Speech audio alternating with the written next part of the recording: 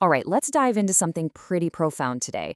We're going to talk about breaking free from the prisons we sometimes build for ourselves. The ones inside our own minds. We'll explore a really powerful ancient method for getting your focus back and finding some real inner freedom. So let's get right into it. So let me just ask you this straight up. Do you ever feel like you're just being pulled around by your own worries or your cravings or even your anxieties? Like you're not really the one in the driver's seat. It's a super common feeling, and what we're looking at today offers a really fascinating reason for why that happens. Okay, so let's jump into our first big idea here, the unseen master. This is all about uncovering this kind of surprising truth that sometimes the thing we worry about the most, well, that might just be the thing we're worshiping. This right here is a really powerful question from the Quran. It introduces this concept of hawa, which basically means our own blind, impulsive desires.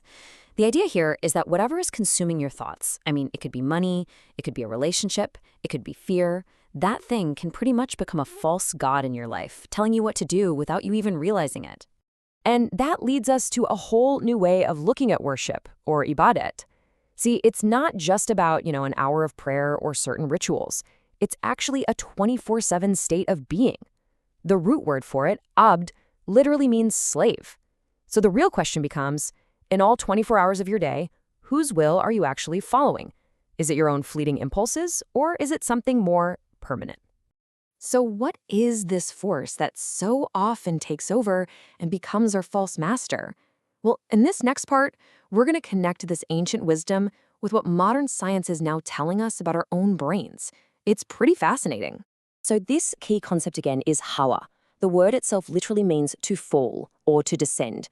And doesn't that just perfectly describe that feeling? That feeling of being pulled downward by our own impulses, where we kind of lose our grip on a higher purpose or any sense of control. And this is where it gets really, really interesting. Look at this. On one side, you have the ancient concept of hawa, and on the other, modern science's dopamine loop. Now, we're learning that dopamine isn't really the chemical of pleasure, it's the chemical of wanting. And the more you chase that want, the stronger the craving gets. It's the exact same downward spiral, just described by two different languages, one of spirituality and one of science. So, how does this actually happen? How do we get to that point? Well, it's a slow spiral. It all starts with a small want, something that seems pretty harmless. But if you act on it again and again and again, it starts to carve out a habit.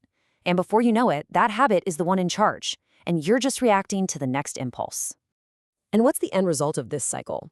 When hawa is your master, the Quran describes this state where, metaphorically, your senses get sealed. A seal is placed on your heart and ears, and a veil covers your eyes. Now, obviously, this isn't literal.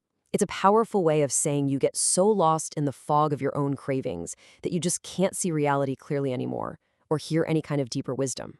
Okay, so that sounds pretty bleak, right? But the good news is there is a way out of the fog. Our third section here introduces the antidote, what the sources describe as a rope to pull ourselves out of that downward spiral and get back on solid ground. And what is that solid ground?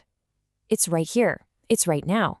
See, the past is just a memory filled with regret, and the future is just a thought filled with anxiety. The only thing that's actually real, the only place the divine will actually exists, is this present moment. So you've basically got these two forces pulling on you.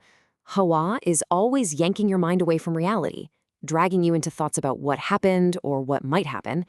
And zikr is the counterforce.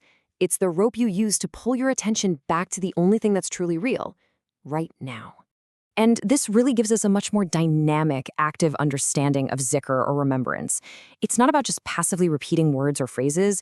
It is the active practice of noticing that your mind has wandered off and then consciously, deliberately pulling your focus back.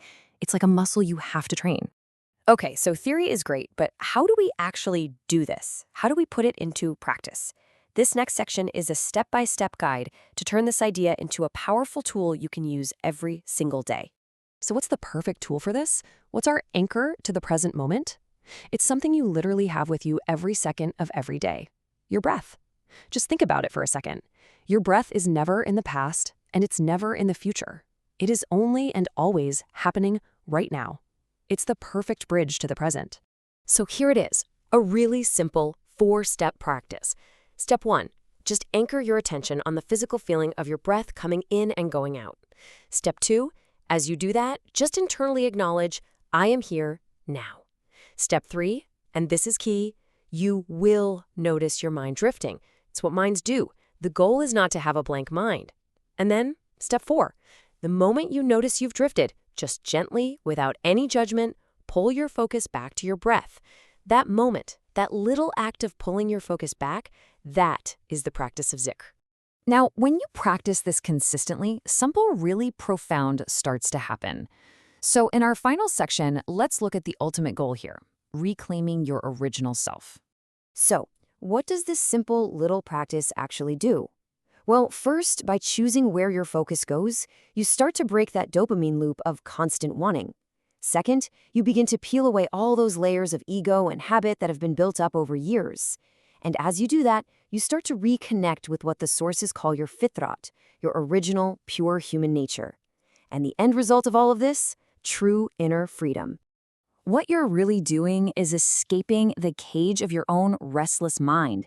Instead of being a slave to every shifting emotion and craving, you start to experience this deep sense of peace that comes from aligning yourself with something permanent, the reality that is only found right here in the now.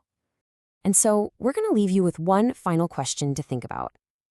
As you're sitting here right now, just take a breath and ask yourself, in this very moment, who is your master? Is it your breath? Or is it your thoughts?